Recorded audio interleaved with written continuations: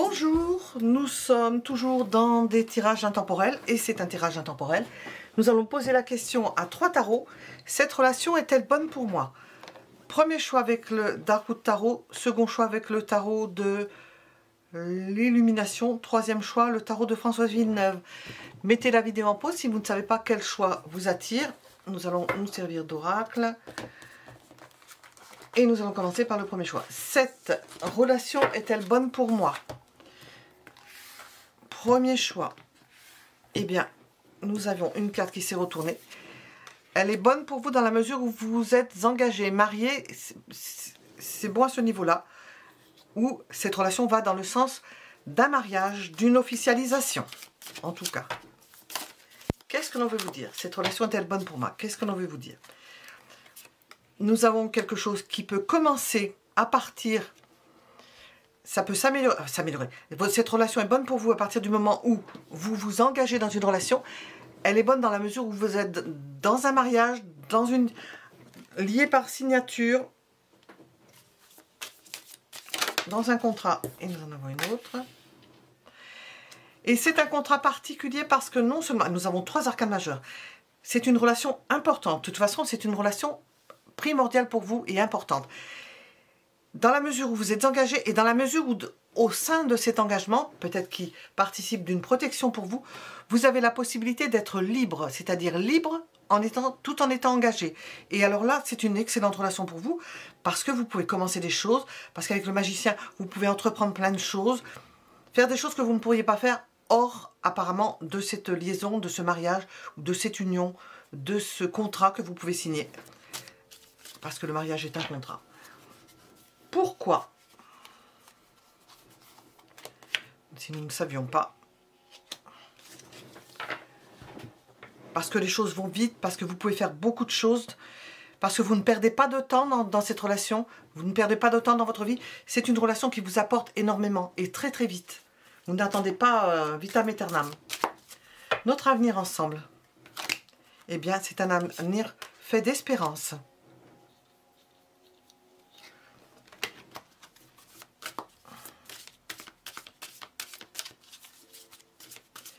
Nous allons demander qu'est-ce qui peut être négatif dedans, parce qu'il y a quand même quelque chose de... Peut-être un manque de stabilité, nous l'avons placé par hasard, mais ça, c'est pas le hasard. Sous le fou, ce qui pourrait être mauvais, c'est une forme d'instabilité. Ça pourrait un peu déséquilibrer la relation, parce que vous n'êtes pas constant, parce que vous n'êtes peut-être pas stable. Mais il y a le bonheur, hein, il y a le bonheur dans cette relation. Le conseil... de profiter de ce qu'il y a, d'y puiser tout ce qu'il y ait, amour, tendresse, bonheur dans cette relation. Qu'est-ce que l'on veut vous dire avec cet oracle? Cette relation est-elle bonne pour moi? Qu'est-ce que l'on veut vous dire? Peut-être que cette relation, vous ne l'avez pas encore entamée, hein, nous ne savons pas. Hein. Nous avons de la féminité, nous avons des reines, la féminité, nous avons de la beauté, du naturel, se faire plaisir, ne pas être gêné, ne pas être, comment dire, ne pas avoir de pudeur, ou pouvoir se permettre beaucoup de choses avec le fou, ne pas être gêné dans l'expression même de l'amour, dans l'expression même de son désir, dans toute sa plénitude, hein, avec une personne ou avec une autre personne. Et le fait d'être heureux ou heureuse dans cet état d'esprit, d'y trouver une forme de tranquillité. Et on vous dit que avec cette personne, vous avez fait la bonne pioche. Hein. C'est une bonne personne pour vous. Hein. C'est excellent, elle est excellente pour vous. De ce que nous dit les oracles des tarots. Et nous allons regarder le second choix.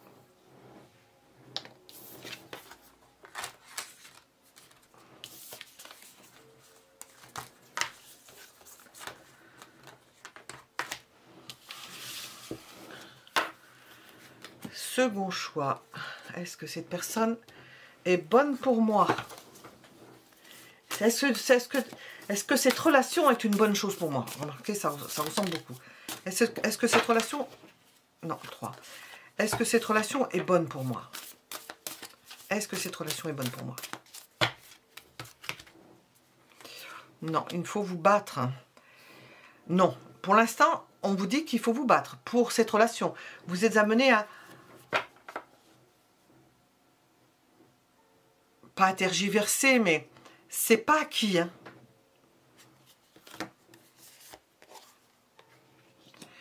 Nous avons de l'amour d'une personne, mais il y a des difficultés. Ça ne vient pas forcément de cette personne. Dans cette relation, il y a des difficultés. C'est une relation qui est source de difficultés. Mais il y a de l'amour. Oui.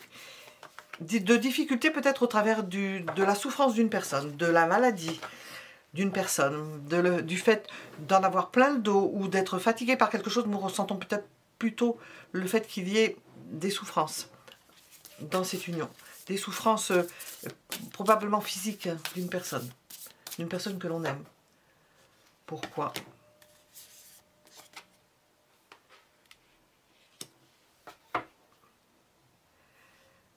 Parce qu'il y a des moments, peut-être il y a des urgences, il faut que vous vous en occupiez, il faut que vous vous battiez pour cette personne, pour la maintenir, pour être là comme une forme de, pas d'infirmière, mais presque, d'être amené à la soigner, à être présent. Qu'est-ce qu'il y a de positif là-dedans, dans cette union? Ben, c'est un éternel recommencement. L'amour dure parce qu'il se reproduit, se réplique à chaque fois, comme les cellules d'un corps. Et ce qui peut être moins bon, c'est qu'il y a possibilité de... ou que la personne aille voir ailleurs, ou que vous allez voir ailleurs, ou que cette personne aille voir ailleurs, qu'elle soit amenée à faire différemment, parce qu'elle ne peut pas continuer, parce qu'elle en a peut-être plein le dos à un moment donné. Ça peut être dans un sens comme dans l'autre. Nous allons demander plus précisément. Alors, notre avenir ensemble. Votre avenir ensemble. Ah, possibilité de contrat ou rupture de contrat ou de discuter d'une façon de se comporter différemment. C'est selon. Ces sentiments, nous allons reposer la question parce que ça m'intrigue. Ces sentiments. Ils ne bougent pas, ils sont immuables. Les vôtres. En vous sentant dubitatif, dans le fait de devoir choisir, de ne plus voir la personne comme elle était auparavant, ou de se rendre compte que c'est pas tout ce que vous attendiez, parce que quand même, apparemment, il y a des soucis. Hein. Le conseil, régler les choses le plus vite possible, ne pas attendre, si vous avez une décision à prendre avec cette personne, là, ne pas attendre, peut-être pour ne pas rester dans l'inconnu. Qu'est-ce que l'on veut vous dire? On nous parle d'écoute, d'analyse, de méditation. Nous avons quand même le fait d'analyser la situation. C'est une situation complexe où l'on n'est pas complètement satisfait parce qu'il y a quelqu'un qui souffre, parce qu'il y a de la souffrance et qu'il faudra peut-être à un moment donné trouver ou un subterfuge ou une solution pour mettre fin à cette situation qui n'est pas épanouissante. Nous avons un amour passionnel et nous ne savons pas si c'est avec cette personne ou avec cette personne. Qu'est-ce que l'on veut vous dire? Nous avons peut-être une passion à côté. Hein. Un grand amour, des sentiments réciproques pour cette personne. Qu'est-ce que l'on nous dit? Le masculin. Oui, une admiration pour cette personne. Peut-être un grand amour pour cette personne, mais malgré ce, de la souffrance. Des choses la personne qu'il faut soigner, ou des problèmes il faut faire avec. Nous avons quand même un amour passionnel, hein, de grand. Et puis cette image du masculin, pour ce qui est des femmes ou des hommes, qui on a l'impression qu'on ne retrouvera pas une personne de cette qualité, de cette force, de ce charisme. C'est ce que l'on ressent. Est-ce que l'on veut vous donner un autre conseil? Ben non, je ne vais pas demander. On ne sait jamais. Je vais demander avec ça.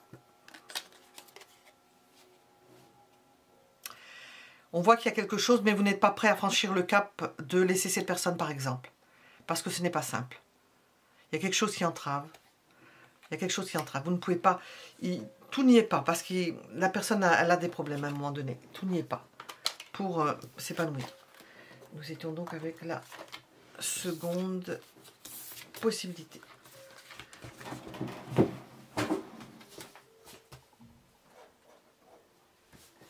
Et nous allons regarder la troisième.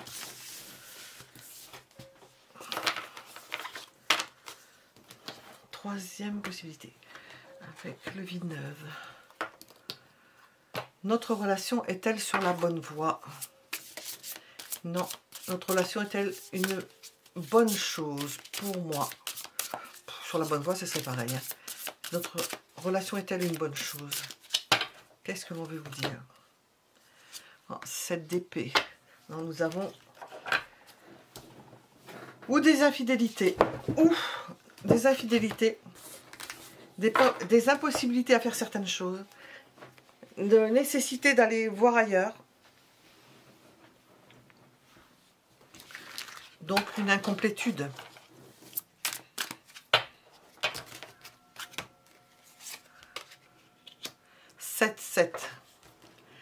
Et ça dure depuis un moment, cette relation. Vous n'arrivez pas à endiguer des choses parce que la personne peut-être fait n'importe quoi. Vous n'arrivez pas à la canaliser. C'est une relation qui peut vous donner le tournis parce que vous ne savez pas comment faire, parce qu'il y a des infidélités d'un côté ou de l'autre. Et puis ça dure depuis un moment.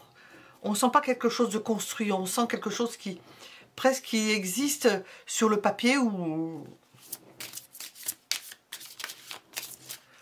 Pourquoi? Alors, nous avons de l'amour.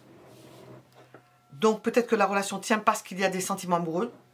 D'un côté ou de l'autre. D'un côté et de l'autre. Il y a aussi la notion de choix, parce que nous avons une possibilité d'infidélité. La notion de choix. Qu'est-ce qu'il nous faut faire? 6 de coupe.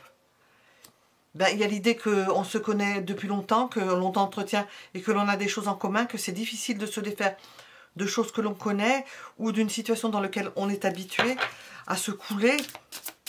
Qu'est-ce qui peut être désagréable, hormis ce que nous avons vu?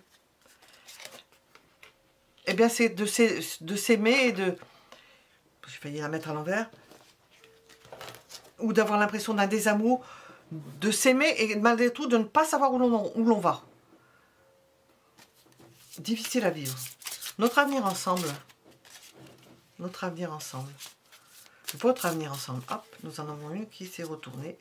Eh bien, je vais la prendre. En quête de l'autre. L'impression que cette personne vous rejette. Nous avons le maintien d'un sentiment de famille, de liens familiaux, on donne le change. Et puis, on donne le change tout en ayant l'impression que on est obligé de quitter pour avoir de l'amour parce que on n'a pas le sentiment d'être véritablement aimé dans toute sa complétude.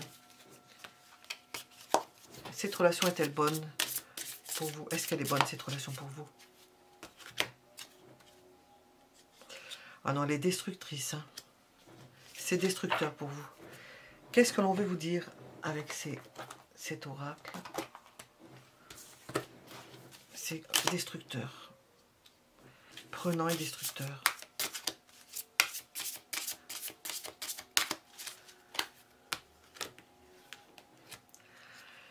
Cherchez à trouver un équilibre, parce que ça c'est déséquilibrant. Ayez un comportement qui s'adapte, et c'est ce que vous avez déjà sans savoir vous le dire.